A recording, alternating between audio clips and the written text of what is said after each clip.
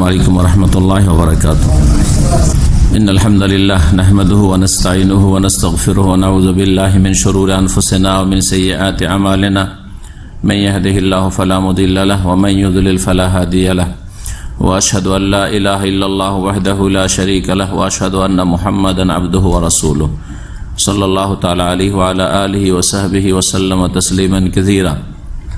أما بعد فقد قال شيخ الإسلام ابن تيمية رحمه الله تعالى ويقبلون ما جاء به الكتاب والسنة والإجماع من فضائلهم ومراتبهم ويفضلون من أنفق من قبل الفتح وهو صلح الحديبية وقاتل على من أنفق من بعد وقاتل ويقدمون المهاجرين على الأنصار ويؤمنون بأن الله قال لأهل بدر وكانوا 310 اعملوا ما شئتم فقد غفرت لكم وبأنه لا يدخل النار أحد بايع تحت الشجرة كما أخبر به النبي صلى الله عليه وسلم بل لقد رضي الله عنهم ورضوا عنه وكانوا أكثر من 1400 ويشهدون بالجنة لمن شهد له رسول الله صلى الله عليه وسلم كالعشرة وثابت بن قيس بن شماس وغيرهم من الصحابة ويقرون بما تواتر به النقل عن أمير المؤمنين علي بن أبي طالب رضي الله عنه وغيره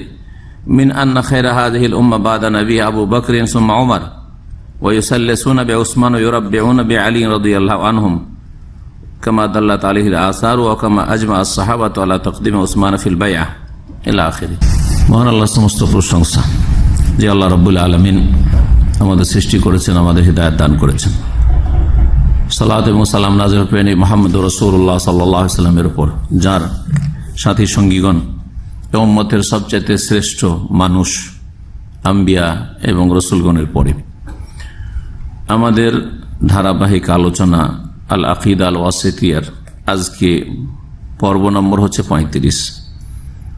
বিষয়বস্তু হচ্ছে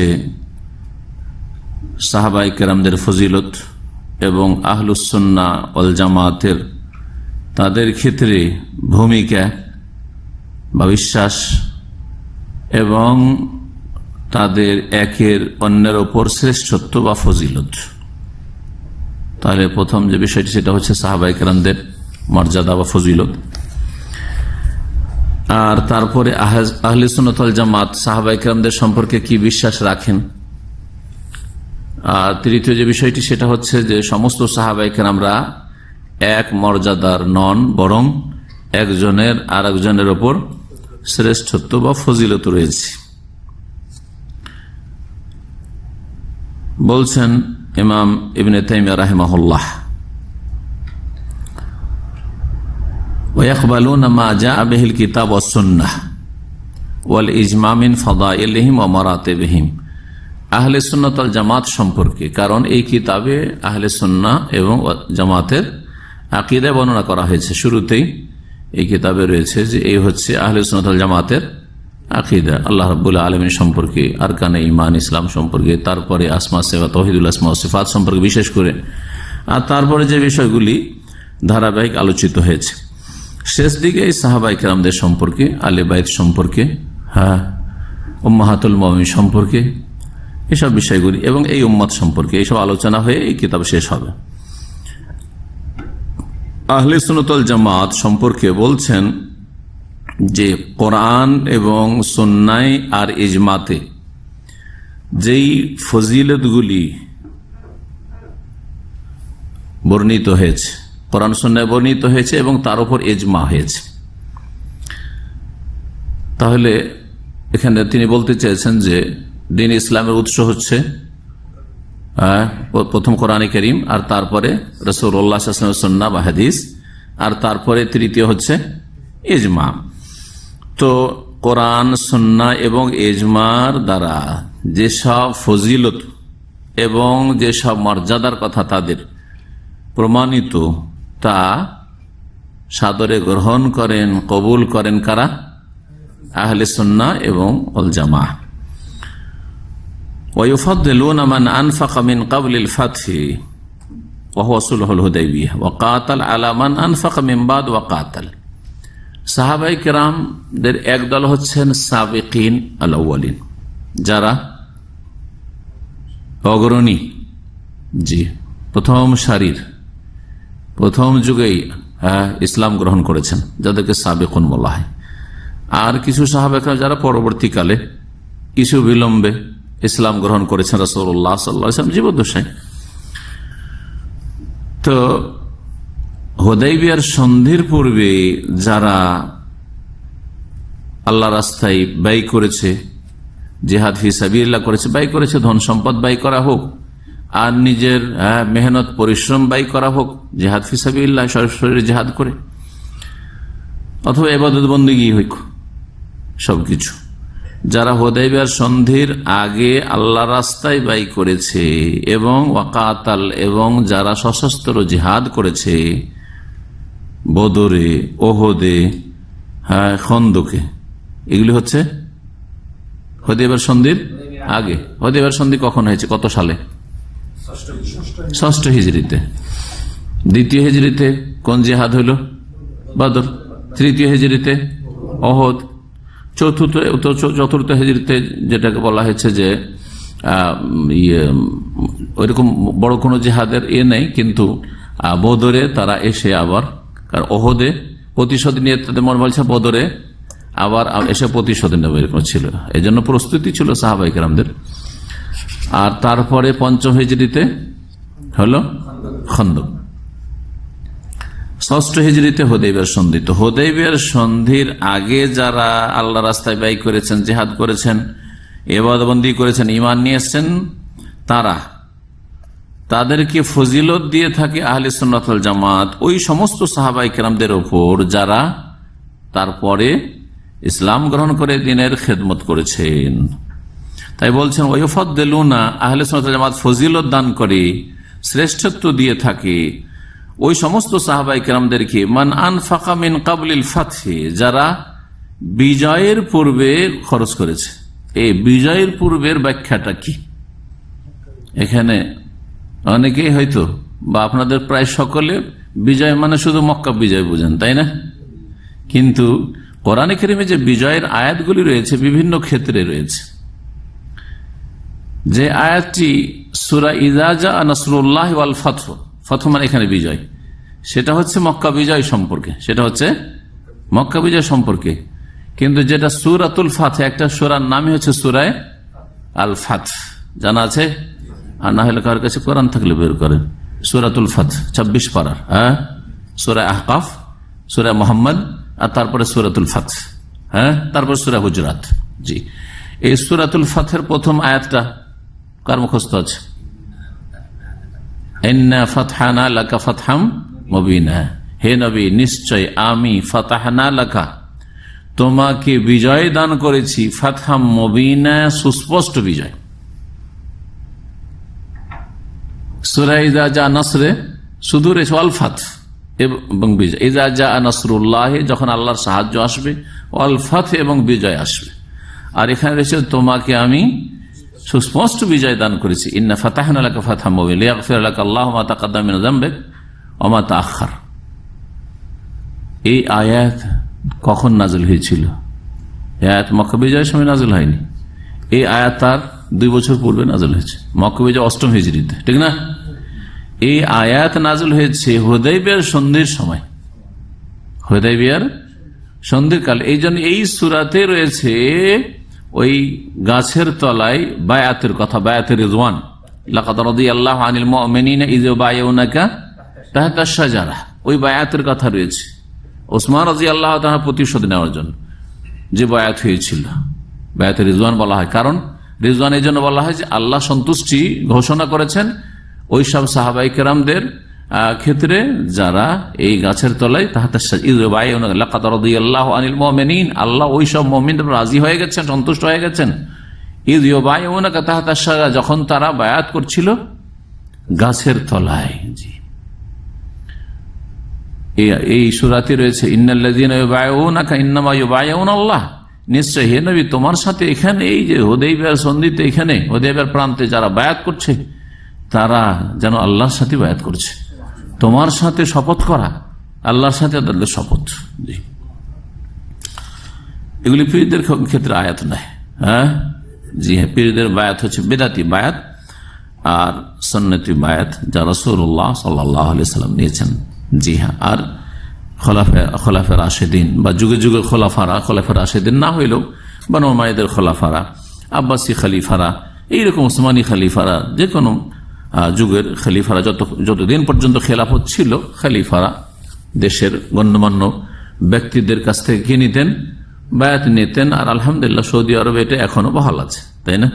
জি, বড় বড় যারা নেতৃস্থানীয় ব্যক্তি, আমির ওমারা, ওলামা, বড় বড় ওলামা, আর তারপরে এখানে যারা ওইরকম বিভিন্ন নেতৃত্বে বা প্রশাসনের নেতৃত্বে রয়েছে, তারা যখন নতুন কেউ শাসন ক্ষমতায় আসেন, বাদশাহ হোক অথবা বাদশার যারা স্থলাভিষিক্ত, তাদের সাথে কি করেন? তারা বায়াত হয়ে থাকেন। জি, নেতৃত্বের বায়াত। তাহলে এখানে বলছে মান আনফাকা মিন কাবলিল ফাতি, বিজয়ের পূর্বে যারা খরচ করেছে তাদের ওপর প্রাধান্য দিয়ে থাকেন, ফজিলত দিয়ে থাকেন আহলে সুন্নাত ওয়াল জামাত ওইসব সাহাবা ইকরামকে যারা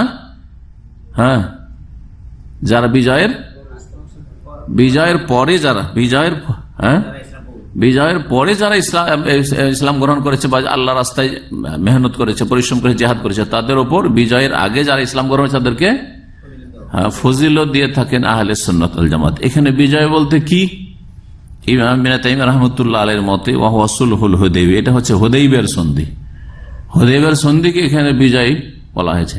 তাহলে এই কথাটি কোত্থেকে নেওয়া হয়েছে? যে সমান হবে না ওরা যারা বিজয়ের পরে কি করেছে? খরচ করেছে এবং জিহাদ করেছে, দাদা ওই সব লোকদের যারা মান আনফাকা মিন কাবলিল ফাতি ওয়া কাতাল, যারা বিজয়ের পূর্বে খরচ করেছে এবং সশস্ত্র জিহাদ করেছে তাদের। এই বিষয়টি কোন সূরাতে রয়েছে? না, এই কথাটি সূরা হাদীদে রয়েছে। এই কথাটি কোথায় রয়েছে? সূরাতুল হাদীদে। দেখেন কার কাছে কোরআন আছে? সূরা হাদীদের আয়াত নম্বর 10। সূরা হাদীদের আয়াত নম্বর 10 আল্লাহ রাব্বুল তাআলা কি বলেছেন? লা ইয়াসতাউই মিনকুম মান আনফাকা মিন ক্বাবলিল ফাতি ওয়া কাতাল, সমান হবে না, বরাবর হবে না তোমাদের মধ্য থেকে হে সাহাবা কিরামগণ, মান আনফাকা মিন ক্বাবলিল ফাতি, যারা খরচ করেছে বিজয়ের পূর্বে ওরা, এবং কাতাল লড়াই করেছে, জিহাদ করেছে ওরা। এরা কাদের? ওদের যারা পরে যারা খরচ করেছে এবং জিহাদ করেছে। উলাইকা আযামু দারাজাতাম মিনাল্লাযিনা আনফাকু মিন বাদ ওয়া কাতাল, ওরা যারা বিজয়ের পূর্বে ঈমান ইসলাম নিয়ে এসেছে এবং খরচ করেছে, জিহাদ করেছে, তারা আযামু দারাজাতান, মর্যাদা দিক থেকে বেশি উঁচা। কাদের চাইতে? মিনাল্লাযিনা আনফাকু, ওই সব সাহাবীর চাইতে যারা খরচ করেছে মিন বাদু, পরে। কিসের পরে? এই বিজয়ের পরে। ওয়া কাতালু, এবং জিহাদ করেছে। বুঝতে পেরেছেন? এই আয়াতে তাহলে যে মিন ক্বাবলিল ফাতহ বলা হয়েছে বিজয়ের পূর্বে, এইটি কোন বিজয়? এটি হচ্ছে হুদাইবিয়ার সন্ধি। যদিও এই বিষয়ে মুফাসসিরিনদের আর একটি মত রয়েছে, কিন্তু আসলে দুই আয়াতের ক্ষেত্র দুটি। সূরা ইযা জা নাসরুল্লাহর বিজয় হচ্ছে মক্কা বিজয়, ফাতহে মক্কা।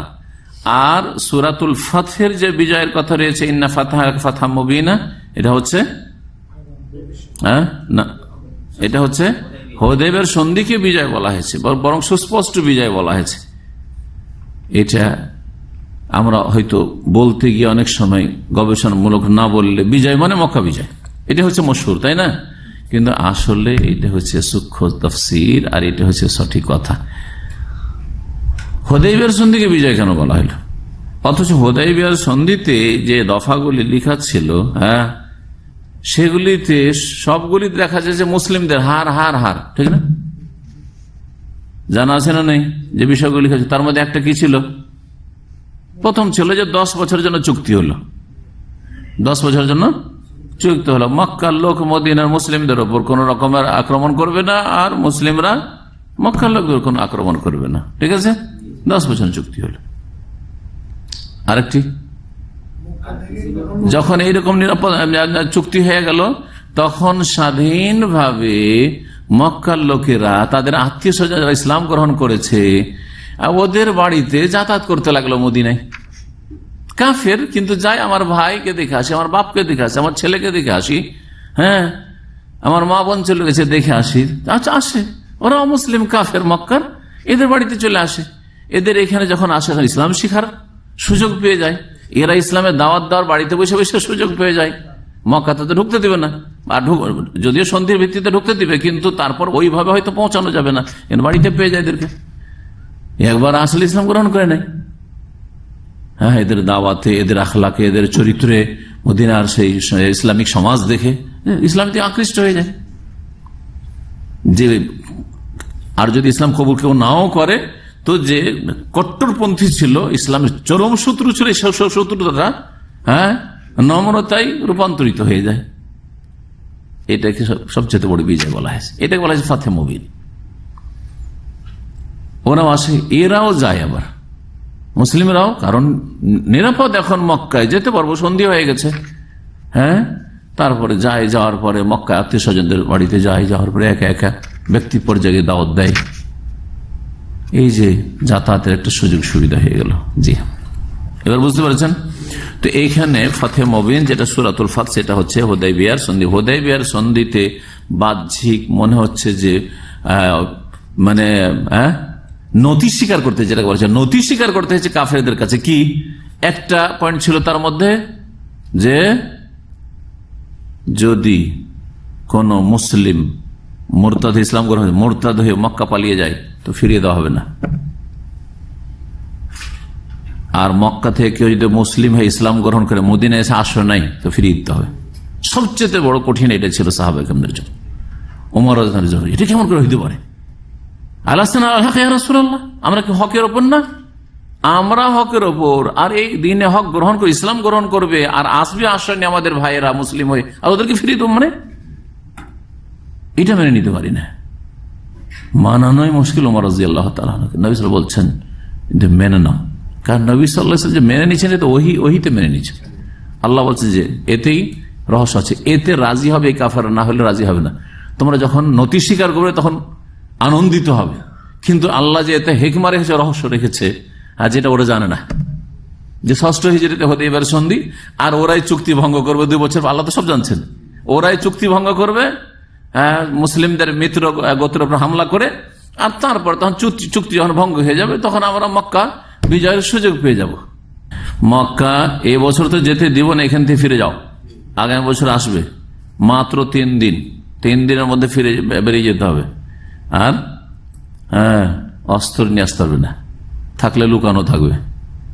জি যাই হোক, আর হুদাইবিয়া সন্ধির দিকে বিস্তারিত যাচ্ছি না। তো এই কথা যে ইমাম ইবনে তাইমিয়া রাহিমাহুল্লাহ নিয়েছেন ওই সূরাতুল হাদিদের আয়াত নম্বর 10 থেকে যে আয়াতটি বললাম, এটা হচ্ছে আহলে সুন্নাত ওয়াল জামাতের আকীদা, যে তারা ফজিলত দেয় কাদেরকে? যারা সাবেকিন, সাহাবায়ে কেরাম, যারা হুদাইবিয়ার সন্ধির আগে ইসলাম গ্রহণ করেছে, হয় মক্কি জীবনে আর না হলে মদিনার জীবনে, কিন্তু ষষ্ঠ হিজরির আগে। ওদেরকে ফজিলত দেয় যারা ষষ্ঠ হিজরির পরে, সপ্তম, অষ্টম, নবম, আর তারপরে যারা মক্কা বিজয়ের আগে ইসলাম গ্রহণ করেছে, হয়তো ষষ্ঠ হিজরি, সপ্তম হিজরিতে, কিন্তু মক্কা বিজয়ের আগে, তাদেরকে ফজিলত দেয়। মক্কা বিজয়ের পরে, মক্কা বিজয়ের পরে তো অনেকে মন চাইছিল না, তারপরে জান বাঁচাবার জন্য প্রথম ইসলাম গ্রহণ করেছে, আর তারপরে তখন অন্তরে ঈমান শক্তিশালী হয়েছে তাদের। জি যারা অধিকাংশই হুনাইনের যুদ্ধে যখন তীরের বর্ষণ শুরু হইল, হাওয়াযান গোত্রের, তখন সব এমন ভাবে ছত্রভঙ্গ হয়ে গেল যে ভালো ভালো সাহাবায়ে কেরামরা বিব্রত হয়ে তাদের দেখা দেখি যে না, আর টিকা যাবে না মনে হয়। জি এরাই আসলে প্রথমখানে পরাজয়ের কারণ হয়েছিল। আর তারপরে রাসূলুল্লাহ সাল্লাল্লাহু আলাইহি ওয়াসাল্লাম সামনের দিকে বাড়ছেন, আর ইলাইয়া ইবাদাল্লাহ, কোথায় যাচ্ছ তোমরা, ফিরে আসো।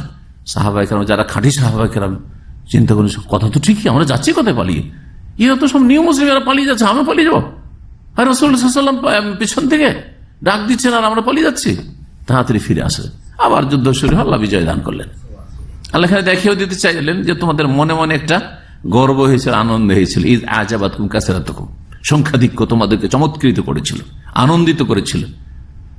যে আরে 10,000 যেমন তখন, কিন্তু 10,000-এ যায় না যে আমরা পুরাতন খাঁটি মুসলিম কয় হাজার, আর এইসব নিয়ে মুসলিম এক্ষুনি মক্কা বিজয় হয়েছে, আর ওখান থেকে মাত্র 10-15 দিন হয়নি আর হুনাইনের যুদ্ধে চলেছে। পীরের বর্ষণে টিকবে কি করে? জি, কারণ ইমান এখনো অত মজবুত হয়নি।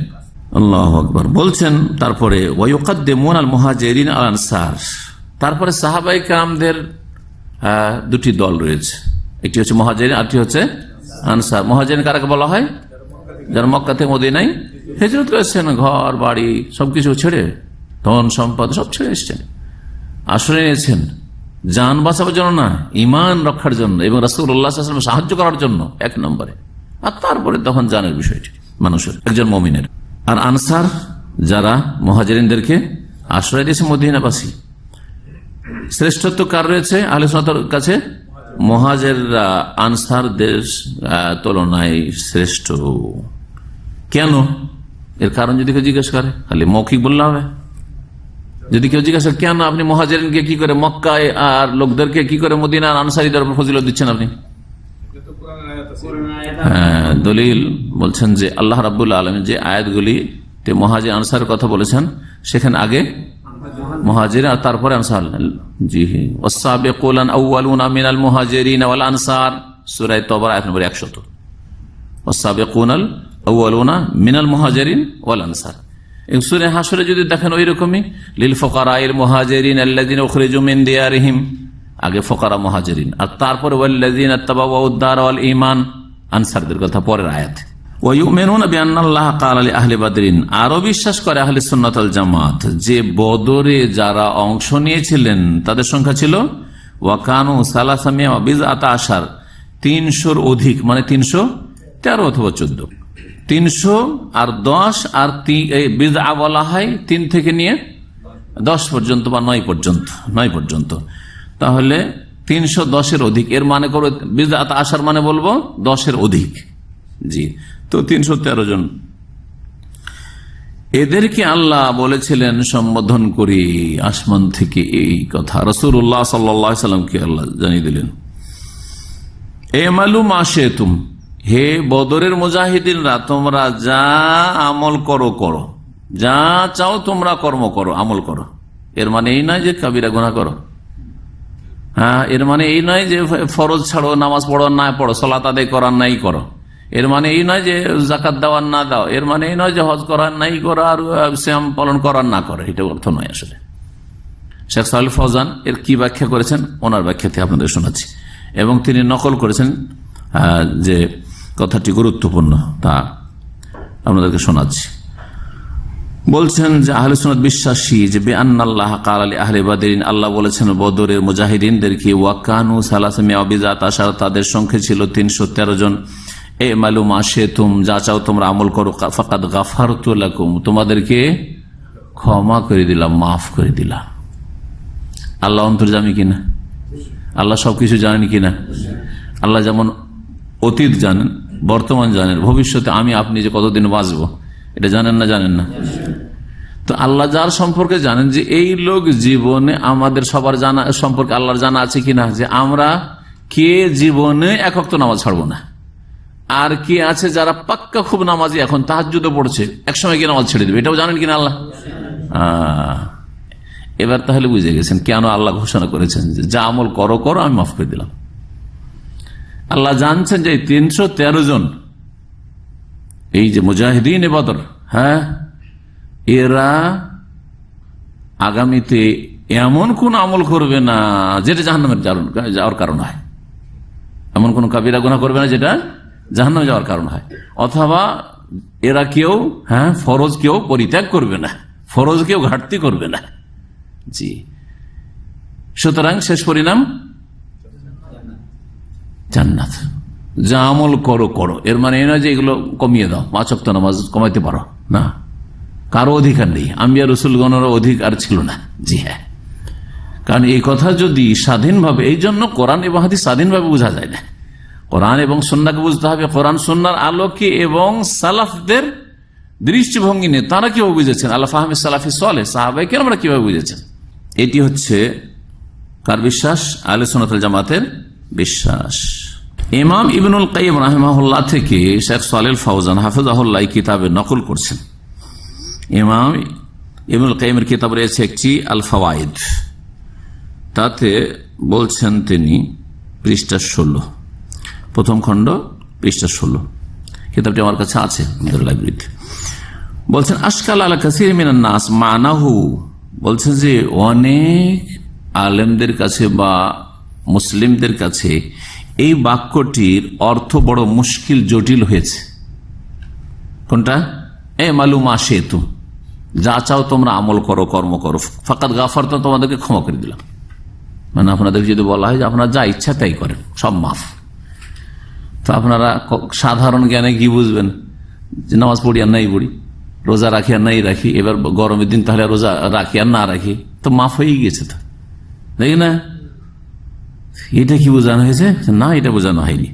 বলছেন যে অনেক লোকের জন্য এই বিষয়টি বোঝা এই জন্য জটিল হয়েছে। সুম্মা যাকারাল আকওয়াল ফি যালিক, তারপরে এই সম্পর্কে বিভিন্ন মন্তব্যগুলি উল্লেখ করেছেন। সুম্মা কালা, তারপরে বলছেন ইবনে কাইয়িম রাহিমাহুল্লাহ অন্যদের উক্তিগুলি নকল করার পরে, ফাল্লাযী নাযুন্নু ফি যালিকা, যা আমি এই মর্মে বিশ্বাস করি, আল্লাহু আলাম, আল্লাহ বেশি জানেন, যে আন্না হাযা খিতাবুন লিকওমিন, এই কথাটি সম্বোধন এমন একটি সম্প্রদায়কে, অর্থাৎ সাহাবায়ে কেরামদেরকে, কারাকে? বিশেষ করে বদরের মুজাহিদিনদেরকে, বদরের যা অংশগ্রহণকারী। কাদ আলিমাল্লাহু সুবহানাহু, আল্লাহ সুবহানাহু তাদের সম্পর্কে জেনে নিয়েছিলেন যে আন্নাহুম লা ইউফারিকুনা দীনাহু, তারা তাদের দ্বীন পরিত্যাগ করবে না, দ্বীনের উপর অটল থাকবে। বাল ইয়ামুতুনা আল ইসলাম, বরং ইসলামের উপর তারা কি করবে? মৃত্যুবরণ করবে। ও আন্নাহুম কাদ ইউকারিফুনা মা ইউকারিফু গায়রু মিনাজ যুনুব, এই নয় যে কোনো গুনাহ হবে না তারা, নিষ্পাপ, এটাও নয়, মাসুমও নয়।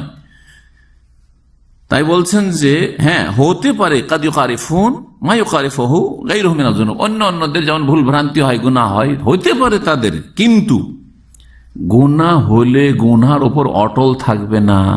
হ্যাঁ, গুনাহ থেকে তারা তওবা করে নেবেন কি নেবেন না, এটাও আল্লাহ জানেন কি জানেন না? ওইটাও আল্লাহ ভালো করে জানেন। আমাদের সম্পর্কে আমাদের গুনাহ হবে এটাও জানেন, আর গুনাহ থেকে আবার তওবা নসিব হবে কিনা এটাও জানেন কিনা আল্লাহ। গুনাহ সাগীরা হবে না কবীরা হবে এটাও জানেন কিনা আল্লাহ। তো আল্লাহ ওই সাহাবায়ে কেরাম যারা বদরের অংশগ্রহণকারী তাদের সম্পর্কে তা জানতেন। ওয়ালাকিন লা ইয়াতরুকুহুম সুবহানাহু মুসরিন আলাইহা, তবে আল্লাহ তাদের যদি ভুল ভ্রান্তি হয়ও, আল্লাহ তাদেরকে গুনহার ওপর পাপের অটল রাখবেন না। বাল ইউআফিকুহুম লিতাওবাতিন নাসুহ, বরং আল্লাহ তাদেরকে শক্তি সামর্থ্য তৌফিক দেবেন খালেস তওবার, ইস্তিগফারের, ওয়া হাসানাতিন, এত নেকির, যে তামহু আসারা জালে, গুনাহ হইলেও সেগুলোকে মুছে দেবে। কারণ কোরআন কারীমে রয়েছে ইন্নাল হাসানাতে ইউযহিবুনা সাইয়্যাত, নিশ্চয় নেকিগুলি কি করে? গুনাহগুলিকে মুছে দেয়, মিটিয়ে দেয়। আহলে সুন্নাত ওয়াল জামাত আরো বিশ্বাস করে ওয়াবি আন্নাহু লা ইয়াদখুলুন নার আহাদুন বায়া তাহতাশ শাজারাহ, আর জাহান্নামে যাবেন না ওই সমস্ত সাহাবায়ে কেরামরা বা তাদের মধ্যে কোন একজন যারা বায়াত করেছে রাসূলুল্লাহ সাল্লাল্লাহু আলাইহি ওয়াসাল্লামের সাথে গাছের তলায় হুদায়বিয়ার সন্ধি। তা হুদায়বিয়ার সন্ধিতে কত লোক ছিল? 1400-র বেশি ছিল। বলছেন কামা আখবারা বিহিন নবী সাল্লাল্লাহু আলাইহি ওয়াসাল্লাম, নবী করিম সাল্লাল্লাহু আলাইহি ওয়াসাল্লাম বলেছেন। এই কথাটি একটা হাদিস থেকে নেওয়া হয়েছে। এক, তারা জাহান্নামে যাবে না যারা হুদায়বিয়ার সন্ধি হাজির। 2 নম্বর, যে লাকাদ রাদিয়াল্লাহু আনহুম, আল্লাহ তাদের উপর রাজি হয়ে গেছেন, আল্লাহ তাদের রাজি হয়ে গেছেন এবং তারাও আল্লাহর উপর রাজি হয়ে গেছে, আল্লাহর নিয়ামত পেয়ে বা হয়ে যাবে। জি, জান্নাতে বারজাখী জীবনে রাজি হয়ে গেছে, আর জান্নাতে তারা রাজি হয়ে যাবে। এই কথাটি রয়েছে কোরআনে কারীমে, তাই না? লাকাদ রাদিয়াল্লাহু আনিল মুমিনিনা ইয ইউবাইউনাকা তাহতাশ শাজারা, আল্লাহ ওদের রাজি হয়ে গেছেন। ওয়াকানু আকসার মিন আলফ ওয়া 400, এদের সংখ্যা 1400-র বেশি ছিল। আর যে বিষয়টি বললাম যে লা ইয়াদখুলুন নার আহাদুন বায়া তাহতাশ শাজারা, যারা গাছের তলায় বায়াত করেছে তারা কেউ জাহান্নামে যাবে না, এটি হাদিসটা শোনাই আপনাদেরকে। নবী করিম সাল্লাল্লাহু আলাইহি সাল্লাম তাদের সম্পর্কে বলেছেন। এই হাদিস সহিহ মুসলিমে রয়েছে। এই হাদিস সহিহ মুসলিম 2496 বলছেন রাসূলুল্লাহ সাল্লাল্লাহু আলাইহি ওয়াসাল্লাম, জাবের রাদিয়াল্লাহু আনহু বর্ণনাকারী, লা ইয়াদখুলুন নার আহাদুন বায়া তাহতাশ শাজারা, এমন কোন ব্যক্তি জাহান্নামে যাবে না ওদের মধ্য থেকে যারা গাছের তলায় বায়াত করেছিল। আর যে কথাটি বদরের সাহাবায়ে কেরামদের সম্পর্কে, বদরি সাহাবায়ে কেরাম সম্পর্কে বলা হইল, সেটা সহিহাইনের হাদিস রয়েছে, সহিহ বুখারী মুসলিম হাদিস রয়েছে। হাতেব ইবনে আবি বালতার ওই যে চিঠি পাঠানোর ঘটনা, কারো ঘটনা জানা আছে? তার কোনো আত্মীয় মক্কায় ছিল না, হ্যাঁ পরিবার ছিল। কি করেছিলেন যে ওদের জন্য একটু দেখাশোনা করে, সেজন্য একটা চিঠি লিখি, গোপন রহস্য রাসূলুল্লাহ সাল্লাল্লাহু আলাইহি ওয়াসাল্লাম কখন কি করতে চাইছেন এই সম্পর্কে একটা মহিলাকে চিঠি দিয়ে পাঠিয়েছিল। চিঠি সম্পর্কে ওহী হয়ে গেল, চিঠিটা নিয়ে আসা হলো উদ্ধার করে, ওই মহিলা নিয়ে যাচ্ছে, এক মহিলা নিয়ে যাচ্ছিল মক্কায়। আর তারপরে সাহাবীরা আবু মারুফ বলছেন যে ইয়া রাসূলুল্লাহ অনুমতি দেন এর গর্দন উড়িয়ে দিই। রাসূলুল্লাহ বলেছেন ওমা ইউদরিক, তুমি কি জানো, আল্লাহ ইত্তালা আলা আহলে বাদরিন, হতে পারে মানে এই সন্দেহ নাই, মানে নিশ্চিত যে আল্লাহ তাদের অন্তর সম্পর্কে ওয়াকিফাল হয়েছেন, যে এই বদরীরা কখনো মুরতাদ হবে না, ইসলামের দুশমন হবে না, ইসলামের খেলাফ বা ইসলামের ক্ষতির কাজ করবে না। যদি বাহ্যিক তোমাকে মনে হচ্ছে যে বড় অন্যায় কাজ করেছে, হ্যাঁ ইসলামের বিরুদ্ধে, তাই না, এটা আজকালকার জামানায় যদি করা হয় এটা হচ্ছে দেশদ্রোহিতা, ঠিক কিনা। একটা দেশের আরেক দেশের সাথে যুদ্ধ লাগছে, আর যদি খবর দিয়ে দেয় যে এই হতে যাচ্ছে, দেশদ্রোহিতা না, সোজা ফাঁসিতে চড়বে। কি বলেছিলেন যে আল্লাহ ইত্তালা আলা আহলে বাদরিন ফাকালা ইমালু মা শিতুম, তোমরা যা আমল করো ফাকাদ গাফারতু লাকুম, তোমাদেরকে মাফ করে দিলাম। আল্লাহ আসমান থেকে বলে দিয়েছেন এই কথা। রাসূলুল্লাহ সাল্লাল্লাহু আলাইহি ওয়াসাল্লাম বদরি সাহাবায়ে কেরামদের সম্পর্কে ওমর শুনিয়েছিলেন। ওয়া ইয়াশহাদুনা বিল জান্নাতি লিমান শাহিদা লাহু রাসূলুল্লাহ সাল্লাল্লাহু আলাইহি ওয়াসাল্লাম। এখন আরেকটি বিষয়, আহলে সুন্নাত ওয়াল জামাত জান্নাতি বলে কাকে, কোন সাহাবায়ে কেরামকে, যেই সাহাবীকে রাসূলুল্লাহ সাল্লাল্লাহু আলাইহি ওয়াসাল্লাম জান্নাতে সার্টিফিকেট দিয়েছেন। আগের গুলি তো হয়ে গেল, বদরীরা জান্নাতি, যারা হুদায়বিয়ার সন্ধিতে হাজির হয়েছে জান্নাতি, ঠিক না। তারপরে নাম ধরে ধরে যেসব সাহাবায়ে কেরামদেরকে রাসূলুল্লাহ সাল্লাল্লাহু আলাইহি ওয়াসাল্লাম সার্টিফিকেট দিয়েছেন, সাক্ষী দিয়েছেন যে ওরা জান্নাতি, তাদের সম্পর্কে আহলে সুন্নাত বলে যে অমুক অমুক জান্নাতি। ওয়া ইয়াশহাদুনা বিল জান্নাত, জান্নাতের সাক্ষী দেয় আহলে সুন্নাতরা লেমান, ওই সমস্ত সাহাবায়ে কেরাম সম্পর্কে যাদের সম্পর্কে রাসূলুল্লাহ সাল্লাল্লাহু আলাইহি ওয়াসাল্লাম সাক্ষী দিয়েছেন। যেমন কালা আশারা মানে আশরা মুবাশশারা, 10 জন সাহাবী, কেউ নাম বলতে পারেন? দেখি 10 জন সাহাবীর নামটা একটু রিপিট করা যায়, সময় চলে যাচ্ছে। হ্যাঁ, আবু বকর, ওমর, ওসমান, আলী, আবু ওবায়দা ইবনে জাররাহ, হ্যাঁ আবু ওবায়দুল্লাহ না, আবু ওবায়দা, হ্যাঁ আব্দুর রহমান বিন আউফ, জুবাইর বিন আওয়াম, তালহা বিন ওবায়দুল্লাহ, তালহা বিন ওবায়দুল্লাহ, হ্যাঁ সাদ বিন আবি ওয়াক্কাস, জি আর একটা বাকি আছে না, হ্যাঁ হ্যাঁ সাদের কাছাকাছি, হ্যাঁ মাশাআল্লাহ, ওমর রাদিয়াল্লাহু তাআলার ভগ্নিপতি, জি সাঈদ ইবনে যায়েদ ইবনে আমর ইবনে নুফাইল, গোটা পুরো পুরুষ নাম সাঈদ ইবনে যায়েদ ইবনে আমর ইবনে নুফাইল, সাঈদ ইবনে যায়েদ আর কি। জি আমরা কিন্তু এরকম করে মুখস্থ করিনি। জি আমাদের একজন ওস্তাদ ছিলেন, তো আরবি কবিতার ছন্দে মুখস্থ করিয়েছিলেন। তো ওই যে একবার মুখস্থ করেছি ক্লাসে বসে মুখস্থ করেছি, আর একটা খাতাতে নোট করে নিয়েছিলাম যে বাই চান্স যদি ভুলে যাই, কারণ স্মৃতিশক্তি খেয়ানত করতে পারে, বিশ্বাসঘাতকতা করে না, কিন্তু খাতা কলমে লিখলে বিশ্বাসঘাতকতা করবো, খাতা হেফাজতে থাকলে হইল। তো খাতাতে লিখেছিলাম পুরাতন ডায়েরিতে আমার সেই ছাত্র জীবনের 20 বছর বয়সের কথা বলছি। আমার ছেলে মেয়েদেরকে আমি এভাবে মুখস্থ করিয়েছি ওই কবিতাটি, জি যাতে ওই কবিতা থেকে, আরবি কবিতা ওদের মুখস্থ করা খুব সহজ, 2 লাইনের শুধু কবিতা আছে, ছন্দে তাড়াতাড়ি মুখস্থ থাকে, ঠিক না। জি তো আশরা মুবাশশারা হয়ে গেল।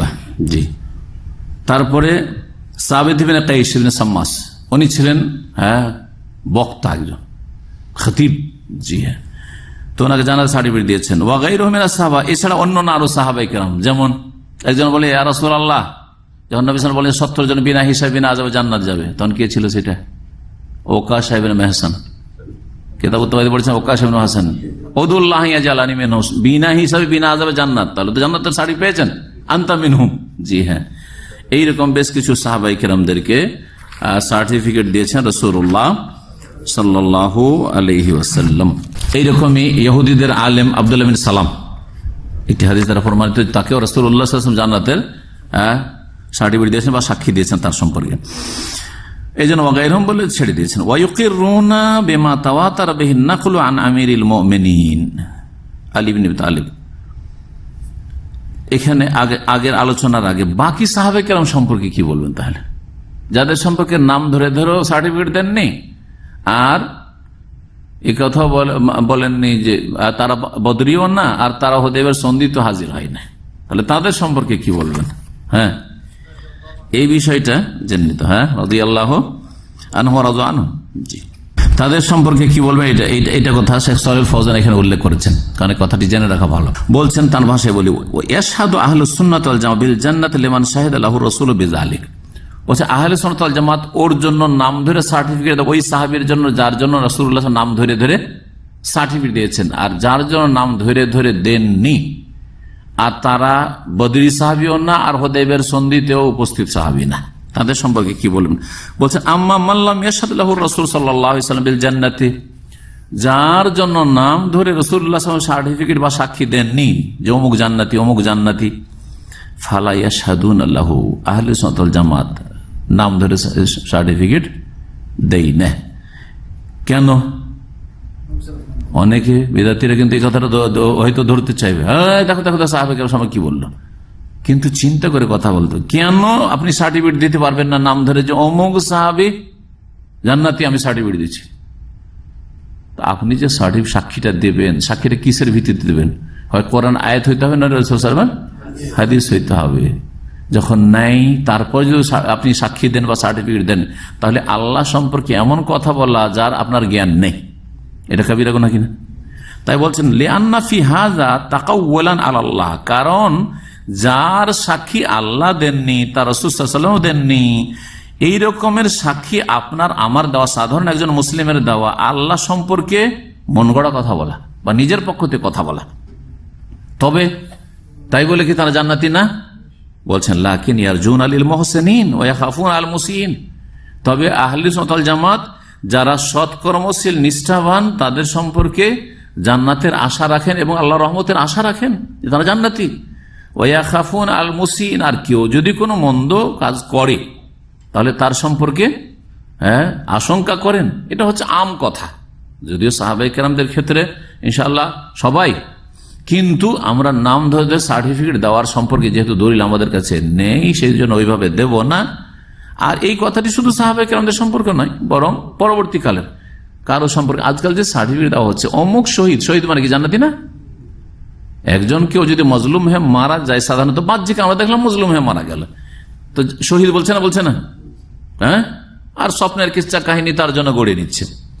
তো এই যে সার্টিফিকেট দিচ্ছেন, কিয়ামতের দিন আল্লাহ জিজ্ঞেস যদি করে যে তুমি যে শহীদ বলেছিলে তার মানে জান্নাতি, তো শহীদ বলার তোমার দলিল কি আর জান্নাতি বলার দলিলটা কি তোমার? কোথায় পাবেন আল্লাহ সম্পর্কে? তাহলে না জেনে মিথ্যা কথা বলা বা বানাওয়াট কথা বলা। তাই বলছেন যে ভালো মানুষ সম্পর্কে, এই উম্মতের যে কোনো ভালো মানুষ সম্পর্কে আল্লাহর রহমতের আশাবাদী হবে যে ইনশাআল্লাহ জান্নাতি কথা বলবেন, নিশ্চয়ই জান্নাতি উম্মুক, না এটা না। আর যদি দেখেন যে পাপিষ্ট, তো জাহান্নামী সার্টিফিকেট দেবেন? ওর মতো পাপী কেউ আছে সে তো জাহান্নামী। আজকাল কিন্তু অনেকে বলে এরকম, এটা আপনার বলার অধিকার নেই, তবে আশঙ্কা যারা মন্দ কথা কাজে লিপ্ত হয়েছে তাদের সম্পর্কে আহলে সুন্নাত ওয়াল জামাত কি করে? আযাবের আশঙ্কা করে। আর যারা মুহসিনিন সৎকর্মশীল তাদের সম্পর্কে রহমতের আশা রাখে। ওয়াহাযা আসলুন মিন উসুলিল আকীদা, এটি হচ্ছে আকীদার একটি মৌলিক বিষয়, আকীদার একটি মৌলিক বিষয়। তারপরে যে বিষয়টি রয়েছে সেটা হচ্ছে যে তরতিব বা সিরিয়ালে ফজিলতের ক্ষেত্রে, কারণ আমাদের আজকের বিষয়বস্তুর মধ্যে একটি কি আছে? বায়ান ও তাফাদুলিহিম, সাহাবায়ে কেরামদের একের অন্যের উপর শ্রেষ্ঠত্ব বা ফজিলতের বর্ণনা। তো বলছেন যে আহলে সুন্নাত ওয়াল জামাত ইকরার করে বা স্বীকৃতি দান করে বা বিশ্বাস করে কি, যা আমিরুল মুমিনিন আলী ইবনে আবি তালিব রাদিয়াল্লাহু তাআলা আনহু থেকে মুতাওয়াতির সূত্রে বর্ণিত। মুতাওয়াতির মানে বহু, একবার স্পষ্ট প্রমাণিত, বহু সূত্রে প্রমাণিত। মুতাওয়াতির সবচেয়ে শক্তিশালী সূত্র সনদের ক্ষেত্রে, আর তারপরে মশহুর, তারপরে আজিজ, তারপরে গরীব, এই চারটা স্তরে হাদিসে যারা মুস্তালাহ হাদিসের ক্লাস বেশ কয়েক বছর আগে করেছিলাম আমরা, কিছু ইন্টারনেটে আছে, ক্লাসগুলোতে আছে। তো মুতাওয়াতির সূত্রে বর্ণিত হয়েছে আলী রাদিয়াল্লাহু তাআলা আনহু থেকে এবং অন্যান্য সাহাবায়ে কেরাম থেকেও মিন এই বিষয়টি আন্না খায়রা হাযিহিল উম্মাহ বাদা নবী আবু বকর সুম্মা উমর, এই উম্মতের সবচেয়ে শ্রেষ্ঠ ব্যক্তি নবী সাল্লাল্লাহু আলাইহি সাল্লামের পরে কে? আবু বকর এক নম্বর, তারপরে সুম্মা উমর, তারপরে উমর, তারপরে ওয়ায়ুসাল্লিসুনা বিউসমান, তৃতীয় স্তরে রাখেন উসমানকে, ওয়ায়ুরাব্বিউনা আলী, আর 4 নম্বরে রাখেন আলী রাদিয়াল্লাহু তাআলা আনহুকে। আহলে সুন্নাত ওয়াল জামাত কামা দাল্লাত আলাইহিল আসার, যেমন বিভিন্ন হাদিসগুলি বা আসার মানে সাহাবায়ে কেরামদের উক্তিগুলি প্রমাণ করে, ওয়াকামা আজমা সাহাবাতু, যেমন সাহাবায়ে কেরামদের ইজমাও রয়েছে আলা তাকদিমে উসমান ফিল বাইআতে, বায়াতের ক্ষেত্রে, খেলাফতের বায়াতের ক্ষেত্রে উসমানকে আলীর আগে রাখা। যখন ওমর রাদিয়াল্লাহু তাআলার উপরে খেলাফতের বিষয়টি আসলে যে কে খলিফা হবেন, তখন ওমর রাদিয়াল্লাহু তাআলা কি করেছিলেন, তরিকাটা কি অবলম্বন করেছিলেন জানা আছে? 6 জন, 10 জন কেন বলছেন? 6 জন। 6 জনকে কি করেছিলেন? শুরা সদস্য, 6 জন বিশিষ্ট শুরা একটা কায়েম করে দিয়েছিলেন। এই 6 জন মশওয়ারা করে পরামর্শ করবেন। মদিনার যারা সাহাবায়ে কেরাম রয়েছে বাকি, তাদের একটু পরামর্শের ভিত্তিতে তাদের পরামর্শ নিয়ে 6 জনের মধ্যে 2 জন হচ্ছেন যাদের একজনকে খেলাফত দেওয়ার মানে প্রস্তাব উঠল। ওসমান রাদিয়াল্লাহু তাআলাকে একটা প্রস্তাব, আর একটা প্রস্তাব হচ্ছে আলী রাদিয়াল্লাহু তাআলা আনহুকে। এই ক্ষেত্রে মদিনার বিভিন্ন বাড়িতে বা বিভিন্ন মানুষের সাথে যোগাযোগ করার কাজটি করেছিলেন আব্দুর রহমান বিন আউফ রাদিয়াল্লাহু তাআলা আনহু। আসাম সবগুলি কিন্তু আসাম মুবাশশারা যে 6 জন ছিলেন। তো তারপরে তিনি দেখলেন যে উসমান রাদিয়াল্লাহু তাআলার সমর্থকের সংখ্যা আলী রাদিয়াল্লাহু তাআলার সমর্থকের চাইতে বেশি। তখন উসমান রাদিয়াল্লাহু তাআলা আনহুকে কি করা হইল?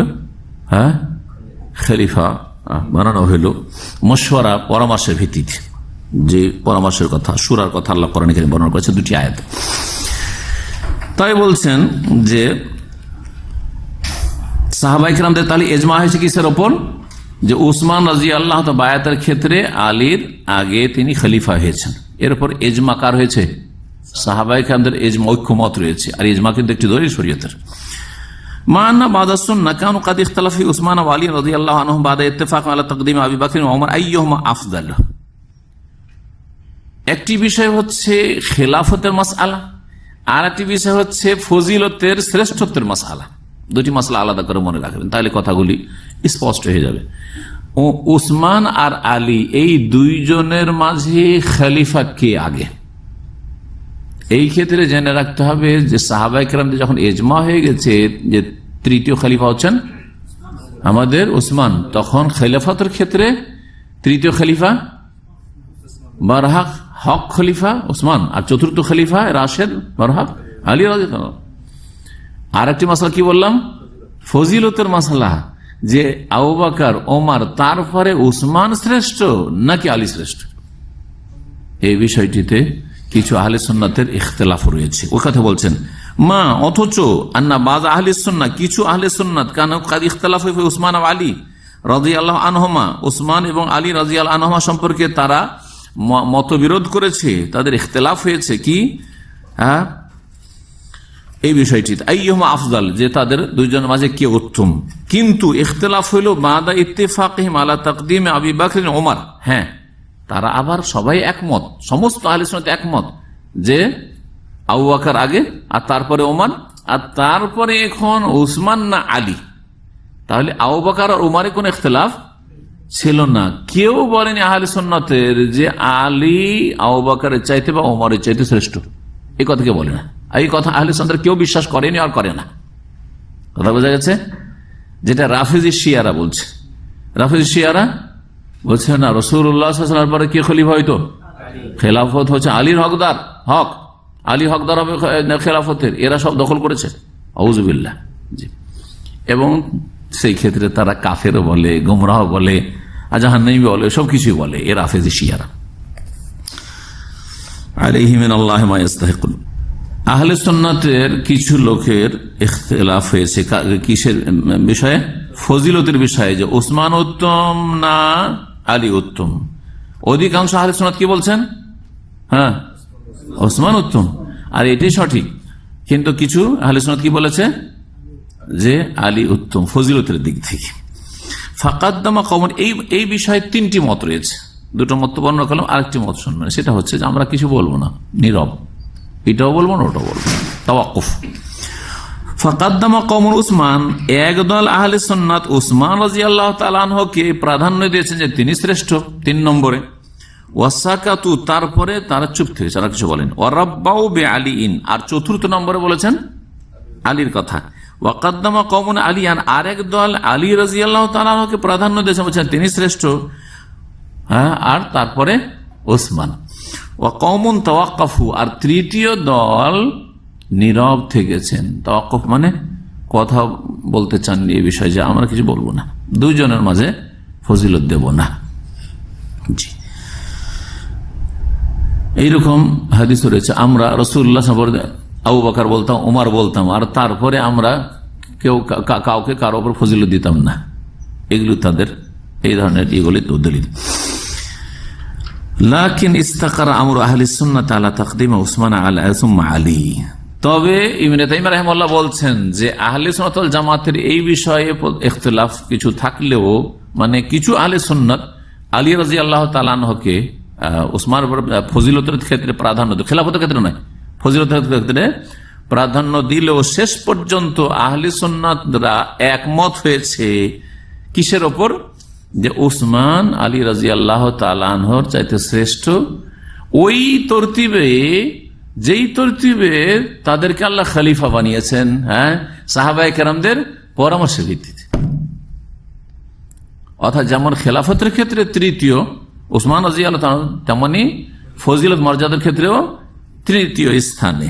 জি, এই ছিল ইমাম ইবনে তাইমিয়া রাহিমাহুল্লাহর কথা। যে কথাটি শেষখানে বললাম, শেখ সালেহ ফওজান বলছেন ওয়াহাদাল বাহসু ইয়াতাজাম্মানু মাসআলাতাইনি, এই যে শেষকার আলোচনাটি, এতে 2টি মাসআলা রয়েছে। কি রয়েছে? 2টি বিষয় রয়েছে। একটি হচ্ছে আল উলা মাসআলাতুল খিলাফা, খেলাফতের মাসলা। আর সানিয়া, দ্বিতীয় মাসলা হচ্ছে মাসআলাতুত তাফজিল, ফজিলত, শ্রেষ্ঠত্বের মাসলা, যে উসমান আলীর মধ্যে শ্রেষ্ঠ কে। আর একটা হচ্ছে উসমান আলীর মধ্যে কে আগে খলিফা হওয়ার হক রাখেন। আম্মা মাসআলাতুল খিলাফা, খেলাফতের যে মাসআলা রয়েছে, ফাকাদ আজমা আহলুস সুন্নাত ওয়াল জামা বিমা ফীহিম আস-সাহাবাতু রাদিয়াল্লাহু আনহুম আলা আন্নাল খলিফাতা বাদা রাসূলিল্লাহ সাল্লাল্লাহু আলাইহি ওয়াসাল্লাম আবু বকর সুম্মা ওমর সুম্মা ওসমান সুম্মা আলী। খেলাফতের মাসলায় আহলে সুন্নাত ওয়াল জামাতের ইখতিলাফ নেই, যেমন সাহাবায়ে কেরামদের কোন ইখতিলাফ হয়নি। যখন বায়াত হয়ে গেল উসমান রাদিয়াল্লাহু তাআলার সাথে, যারাও প্রস্তাব তুলেছিলেন যে আলী রাদিয়াল্লাহু তাআলা খলিফা হোক, তারাও বায়াত করেছিলেন। এমনকি স্বয়ং আলী রাদিয়াল্লাহু তাআলা আনহু বায়াত হয়েছিলেন উসমান রাদিয়াল্লাহু কাছে। তাদের ইজমা, ফাকাদ আজমাও, ইজমা ছিল আহলে সুন্নাত ওয়াল জামাতের ইজমা এবং সাহাবায়ে কেরামের ইজমা কি আলা আন আফদাল হাযিহিল উম্মাহ, এই উম্মতের সবচেয়ে শ্রেষ্ঠ নবীর পরে আবু বকর, তারপরে ওমর, আর তারপরে উসমান খেলাফতের ব্যাপারে। ওয়াখতালাফু ফি উসমান ওয়া আলী আইয়ুহুমা আফজাল, তবে তারা ইখতিলাফ করেছে আহলে সুন্নাতরা উসমান এবং আলীর মাঝে কে বেশি ফজিলত রাখে, কে বেশি ফজিলত রাখে। ওয়াকাদ যাকারা শেখ হানাফিল মাসালা সালাসাত আকওয়াল, শেখুল ইসলাম ইবনে তাইমিয়া রাহিমাহুল্লাহ এই বিষয়টিতে 3টি উক্তি নকল করেছেন। 3টি উক্তি যা শোনালাম আপনাদেরকে। জি, তারপরে ইবনে তাইমিয়া রাহিমাহুল্লাহ কোনটিকে প্রাধান্য দিয়েছেন? হ্যাঁ, যে উসমান, হ্যাঁ, যেমন খেলাফতে তিনি 3য়, তেমনই শ্রেষ্ঠত্ব তিনি এই উম্মতের 3য় সাহাবী। জি, এর দলিল হিসাবে বলছেন ওয়াশার শেখ আলা তারজিহ রাইল আউয়াল, ইবনে তাইমিয়া রাহিমাহুল্লাহ প্রথম মতটিকে প্রাধান্য দিয়েছেন, মানে উসমান হচ্ছে শ্রেষ্ঠ। ওয়া হুয়া তাকদিম উসমান, উসমানকে প্রাধান্য দিয়েছেন খেলাফতেও যেমন একমত, তেমনি এটাও ঠিক যে ফজিলত তিনি আগে। লে অমরিন, কয়েকটি কারণে, কারণগুলি শুধু বয়ান করে দিই, যেটা কিতাব ছিল না ইবনে তাইমিয়ার কথায়। একটি কথা শুধু এসেছে, আন্না হাযা হুয়াল্লাযী দাল্লাত আলাইহিল আসারুল ওয়ারিদা ফি মানাকিব উসমান রাদিয়াল্লাহু আনহু, উসমান রাদিয়াল্লাহু আনহু ফজিলতে যে হাদিসগুলি বর্ণিত হয়েছে সেগুলি এটা প্রমাণ করে যে উসমান রাদিয়াল্লাহু আনহুর ফজিলত আলীর চাইতে বেশি। 2 নম্বর ইজমাউস সাহাবা, সাহাবায়ে কেরাম যখন ইজমা হয়ে গেছে কিসে? বায়াতের ক্ষেত্রে কার সাথে বায়াত করেছেন আগে? ওসমানের সাথে। তখন আমরাও সেই তরতিবটাকে ঠিক রাখলাম সাহাবায়ে কেরামদের। ওমা যাকা ইল্লা আন্নাহু আফজালু, আর এটা এই জন্য সাহাবীরা করেছেন যে তারা ভালো জানতেন যে আলীর চাইতে তুলনামূলক সার্বিক দিক থেকে দেখলে উসমান রাদিয়াল্লাহু তাআলা হচ্ছে উত্তম। কিছু কিছু দিক থেকে আলী শ্রেষ্ঠ, এতে কোনো সন্দেহ নেই। যেমন আত্মীয়তার দিক থেকে, হ্যাঁ, জামাই হওয়ার দিক থেকে, বুঝতে পারছেন না? আর উসমানের দূরের আত্মীয়, যদিও তারাও কুরাইশের কিন্তু দূরের, আর আলী হচ্ছেন বনু হাশিম, এসব দিক থেকে। ফাতারতিবহুম ফিল ফাদলি কাতারতিবহুম ফিল খিলাফা, তাদের তরতিবটা হবে ফজিলতে যেমন খিলাফতে তরতিব।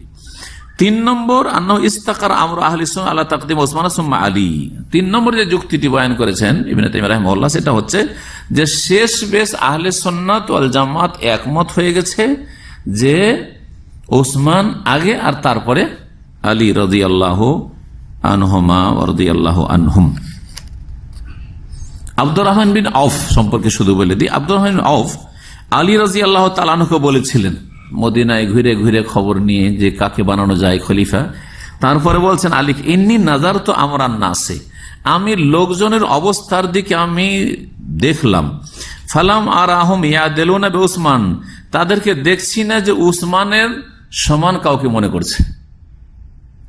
সবার ঘরে খবর টবর নিয়ে বললেন আলীকে যে দেখো, আমি সবার খোঁজ খবর নিয়ে দেখলাম উসমানের মোকাবেলায় কাউকে রাখছে না, তার মানে তুমি আপনি খলিফা হবেন না, এখন খলিফা ওসমানই হোক। কালা আবু আইয়ুব বলছেন, মাল্লাম ইউকাদ্দিম উসমান আলী ফাকাদ আজরা বিল মুহাজিরিন ওয়াল আনসার, কেউ যদি উসমান রাদিয়াল্লাহু তাআলা আলীর ওপর শ্রেষ্ঠত্ব না দেয়, হ্যাঁ, বিশেষ করে খেলাফতের ক্ষেত্রে যেখানে সাহাবায়ে কেরামরা মশওয়ারার ভিত্তিতে করেছেন, তাহলে তারা মুহাজিরিন আনসারদের মানহানি করলো। কথাটা বুঝেছেন? সহজ কথা, বুঝলেন না?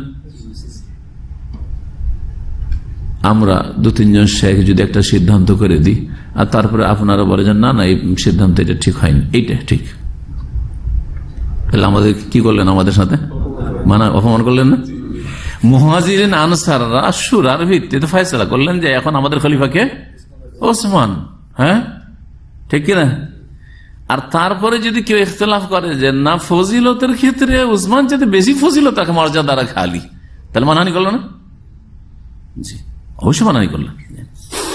আমরা সাধারণ কমন সেন্সে বুঝছি, একজনকে যদি ইফতার ক্যাম্পের একজন দায়িত্ব ধরেন আমাদের আমির বানিয়ে দিলাম, আর তারপরে একজন কিচ্ছু যদি না বলে শুধু এই কথা বলে যে অমুকে দায়িত্বটা দিয়েছে, অমুকের চাইতে মোবারক বেশি ভালো হইতো, মানহানি হইল না? হইল না?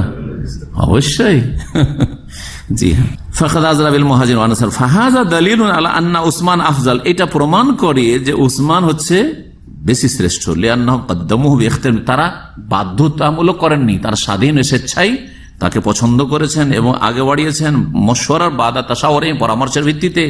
ওয়া কানা আলীউন রাদিয়াল্লাহু মিন জুমলাতি মান বায়াহু, আলী রাদিয়াল্লাহু তাআলা ওই সব লোকদের অন্তর্ভুক্ত যিনি বায়াত নিয়েছেন, তিনিও বায়াত হয়েছেন এর সাথে, উসমানের সাথে, আমি আপনার খলিফা মানলাম। ওয়াকান ইয়কিমুল হুদুদ বাইনা ইয়াদিহি, বরং উসমান রাদিয়াল্লাহু আনহু 12 বছরের খেলাফত আমলে আলী রাদিয়াল্লাহু আনহু উসমান রাদিয়াল্লাহু হুকুমে, হ্যাঁ, হুদুদ মানে দণ্ডবিধান কায়েম করতেন। উসমান রাদিয়াল্লাহু বলতেন যে এই কাজটি করেন আর উনি করতেন এই কাজটি। দণ্ডবিধান কায়েম করা, কাউকে এসে বেত্রাঘাত করা হোক, যেমন মদের শাস্তিতে, অথবা ধরেন আরো যেসব শাস্তিগুলিতে রয়েছে, বেত্রাঘাত রয়েছে বা আরো যেসব হুদুদ রয়েছে, এইগুলোর ক্ষেত্রে। এই ছিল আজকের আলোচনা, আর সময় যথেষ্ট হয়ে গেছে, এখানে শেষ করি ইনশাআল্লাহ তাআলা। বাকি এই বিষয়ের সাথে কাছাকাছি সম্পর্কিত আরো সব মাসাইলগুলো আসছে, যেগুলি বর্ণনা করবো ইনশাআল্লাহ। আহলে বাইত এবং আলী রাদিয়াল্লাহু তাআলা আনহু যে তিনি চতুর্থ খলিফা বিষয় সম্পর্কে। সুবহানাকা আল্লাহুম্মা ওয়া বিহামদিকা আশহাদু আল্লা ইলাহা ইল্লা আনতা আস্তাগফিরুকা ওয়া আতুবু ইলাইক।